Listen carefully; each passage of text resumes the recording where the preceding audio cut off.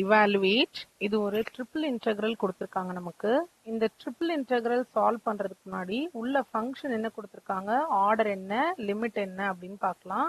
So இங்க limit வந்து நமக்கு மூணுத்துக்கும் தனித்தனியா லிமிட் இருக்கு. நம்ம லிமிட்னு சொல்றது வந்து இந்த இடத்த வந்து நம்ம limit, lower limit, upper limit. இது வந்து நம்மளோட ஃபங்க்ஷன், இது ஆர்டர். இப்போ நம்ம ஆர்டர் கரெக்டானு ஃபர்ஸ்ட் செக் பண்ணிட்டு தான் சம் ப்ரொசீட் பண்ணணும். ஆர்டர் கரெக்டானு எப்படி செக் பண்ணுவோம் அப்படின்னா, இந்த ஃபர்ஸ்ட் டேர்ம் எதுக்கு ரெஸ்பெக்டடா இருக்குன்னா இசட்டோட டேர்முக்கு ரிலேட்டடா இருக்கு. இது இசட்னா இதோட லிமிட் தான் இன்னர் லிமிட். இந்த லிமிட்ல இசட் டேர்ம்ஸ் வரக்கூடாது. ஸோ அது இல்லாத டேர்ம்ஸ் இருந்ததுன்னா என்னோட ஆர்டர் கரெக்டா இருக்கு அப்படின்னு அர்த்தம். ஸோ இங்க இசட் இருக்கு, இங்க இருக்கிற அதுக்கு சம்பந்தப்பட்ட லிமிட் என்னவா இருக்குன்னா எக்ஸ் ஒய்ல இருக்கு. ஸோ கரெக்டா இருக்கு. இசட்டே இருந்திருந்தா அது தப்பா இருக்கு அப்படின்னு அர்த்தம். இப்போ எனக்கு இந்த ஆர்டர்ல எந்த ப்ராப்ளமும் கிடையாது. ஸோ கொடுத்துருக்குற ஆர்டர் கரெக்ட். நம்ம இதை இப்படியே என்ன பண்ண போறோம், ப்ரொசீட் பண்ண போறோம். ஸோ கொடுத்துருக்கறது அப்படியே எழுதுறேன். 0லேருந்து 2a, 0லேருந்து எக்ஸ், ஒய்லேருந்து எக்ஸ். உள்ள இருக்கிற function X Y Z. First உள்ள இருந்தா வெளியில வரணும். ஃபர்ஸ்ட் எதால இன்டெகிரேட் பண்ணணும்னா dz தான் நம்மளோட ஃபர்ஸ்ட் இன்டெகிரேஷன். ஃபர்ஸ்ட் பண்ண போறது z டேர்ம்ஸ்க்கு. இப்போ இங்க z இருக்கான்னு பாருங்க. இங்கே z இருக்கு. z இருந்ததுன்னா நமக்கு z மட்டும் இன்டெகிரேட் ஆகும், மற்ற ரெண்டும் அப்படியே இருக்கும். இதை இன்டெகிரேட் பண்ண எனக்கு என்ன வரும்னா i = 0லேருந்து 2a அப்படியே இருக்கு, 0லேருந்து x. நான் எதுக்கு இன்டெகிரேட் பண்றேன், எக்ஸும் ஒய்யும் அப்படியே இருக்கு, z தான் இன்டெகிரேட் பண்றோம். So z²/2.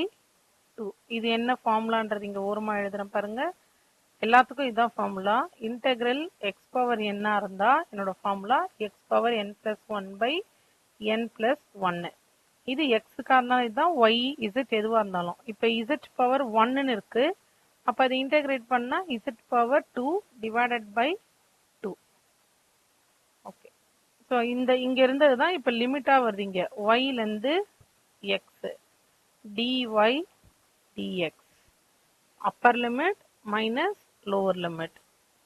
So equal to 0லேருந்து 2a, 0லேருந்து x, xy வெளியில இருக்கு, அந்த கீழே இருக்குல்ல 2 அது கான்ஸ்டன்ட், அதையும் வெளியில எடுத்துட்டு போயிடுறேன். இப்ப z² இருக்கிற இடத்துல அப்பர் லிமிட்ன்றது x. x சப்ஸ்டியூட் பண்ணா z ஓட பிளேஸ்ல x சப்ஸ்டியூட் பண்ணா x² minus upper limit minus lower limit தானே நம்மளோட logic. So minus lower limit z ஓட பிளேஸ்ல என்ன இருக்கு, y. So y² into dy dx. இப்போ இது வந்து நம்ம இந்த 1/2 மொத்தமா கூட கான்ஸ்டன்ட் வெளியில எடுத்துட்டு போயிடலாம். ஸோ 1/2 வெளியில எடுத்துட்டு போயிருங்க.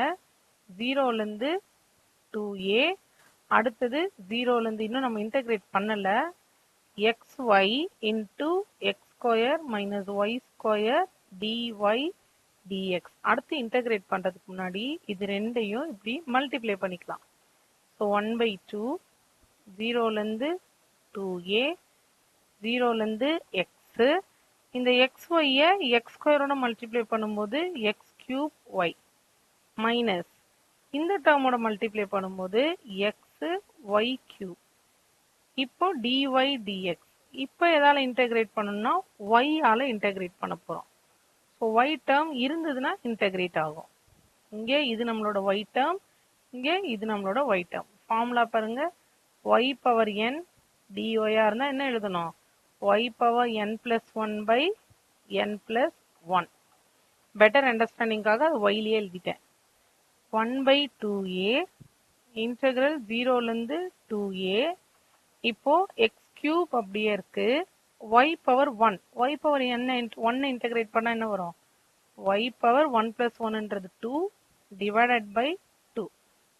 சாரி, இங்க ஒரு a நான் எக்ஸ்ட்ரா எழுதிட்டேன், இட் இஸ் ஜஸ்ட் 2.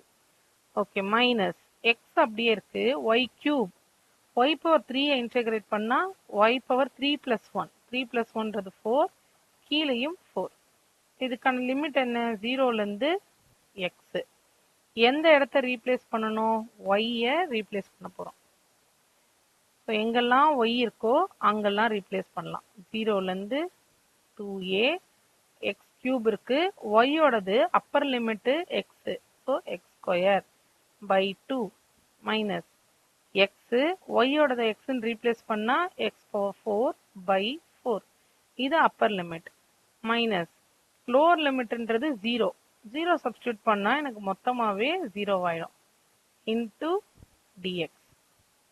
1 by 2 0லேருந்து 2a பவர் 3 பவர் 2. இது வந்து நம்ம எப்படி எழுதலாம்னு பாருங்க. எக்ஸ் பவர் 3 எக்ஸ் பவர் 2னா எக்ஸ் பவர் 3 பிளஸ் 2ன்னு அர்த்தம். ஸோ எக்ஸ் பவர் 3 பிளஸ் 2னா என்ன 5. எக்ஸ் பவர் 5 பை 2 மைனஸ் இதுவும் என்னது x power 1 x power 4 add பண்ணினா 1 plus 4 x power 5 by 4 into dx. இப்ப கீழே இருக்கிற ரெண்டு டேர்மும் ஒரே மாதிரி இருக்குன்னா நம்ம இதை எல்சிஎம் எடுத்துக்கலாம். ஸோ 1 by 2 சாரி மேல இருக்கிற ரெண்டு டேர்மும் ஒரே மாதிரி இருக்கிறதுனால எல்சிஎம் எடுக்க போறோம். கிராஸ் மல்டிப்ளை பண்ண போறோம். 4x பவர் 5 இது பண்ணும்போது மைனஸ் 2x பவர் 5 அண்ட் கீழே இது ரெண்டையும் multiplication 4 into 2 8 into dx. Just LCM தான் நம்ம இப்படி கிராஸ் மல்டிப்ளிகேஷன் மெத்தட்ல எடுத்திருக்கோம். 1 by 2 இன்டெக்ரல் 0லேருந்து 2a 4x power 5 minus 2x power 5ன்றது 2x power 5 by 8 into dx. இப்போ எக்ஸால இன்டெகிரேட் பண்ண போறோம். முன்னாடி இதை கேன்சல் பண்ணா 4 வரும். அந்த 4 கான்ஸ்டன்ட் மொத்தமா வெளியில எடுத்துட்டு வந்தா ஏற்கனவே 2 இருக்கு 8. இப்போ 0லேருந்து 2a x பவர் 5 dx. ஃபார்முலாவை ஓரமா எழுதிக்கலாம். x பவர் என்ன இன்டெகிரேட் பண்ணா என்ன வரும் x power n plus 1 by n plus 1. இப்போ இங்க x ஆல இன்டெகிரேட் பண்றேன். 1 by 8 x பவர் 6 by 6 என்னோட லிமிட் 0லேருந்து 2a. x இருக்கிற இடத்துல 2a சப்ஸ்டியூட் பண்ண போறோம். So 1 by 8 into 6 2a whole power 6. Lower லிமிட்ன்றது 0. அதனால நான் அந்த லோவர் லிமிட்டை நம்ம பாதர் பண்ணல. இல்லைன்னா நீங்க ஒரு ஸ்டெப் கூட எழுதிக்கோங்க. 1 by 48 into 2a power 6 sorry 2 power 6 a power 6. இப்போ இதை 8 அப்படியே ஒரு டேர்மா கேன்சல் பண்ணலாம். 2 பவர் 6ன்றது 2 இன்டூ இப்படி எழுதிக்கலாமா? 2 இன்டூ 2 இன்டூ 2 6 டைம்ஸ் வரும். 3 6 a பவர் 6 பை 48. இதை கேன்சல் பண்ணும்போது 24 டைம்ஸ். இதில் கேன்சல் பண்ணும்போது 12 டைம்ஸ். நெக்ஸ்ட் பண்ணும்போது 6 டைம்ஸ். அடுத்தது 3 டைம்ஸ். ஸோ என்னோட ஆன்சர் 4a பவர் 6 பை 3.